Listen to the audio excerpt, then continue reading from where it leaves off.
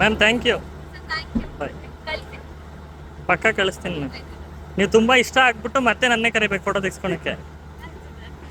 ನಾನು ರೀಸೆಂಟಾಗೆ ಭವ್ಯ ಗೌಡ ಅವ್ರದ್ದು ಪಿಕ್ಚರ್ಸ್ ತಗೊಂಡು ಹಾಕಿದ್ದೆ.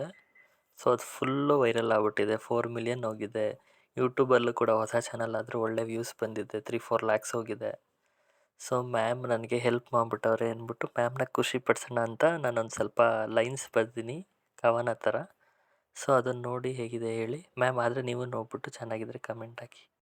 ಭಾವನೆಗಳ ಲೋಕದಲ್ಲಿ ಅರಳಿದವಳು, ನಗುವಿನಲ್ಲಿ ಸೌಂದರ್ಯವ ತುಂಬಿರುವವಳು, ಕನಸುಗಳಿಗೆ ದೀಪವಾದವಳು, ಕನ್ನಡಿಗರ ಹೃದಯಕ್ಕೆ ಹತ್ತಿರವಾದವಳು.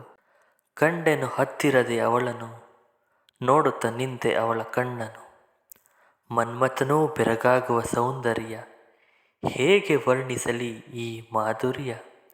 ಕನ್ನಡಿಗರ ಪಾಲಿನ ಪ್ರೀತಿಯ ನಿಧಿ, ಆಕೆಯ ಅಂಗಳ ದೇವತೆಯ ಸನ್ನಿಧಿ. ನಿನ್ನ ಮಾತಿನ ಮಧುರತೆ ಕೇಳಲು ಸಿಹಿ, ಅಭಿಮಾನಿಗಳ ಕೋರಿಕೆಗೆ ಹಾಕುವಳು ಸಹಿ.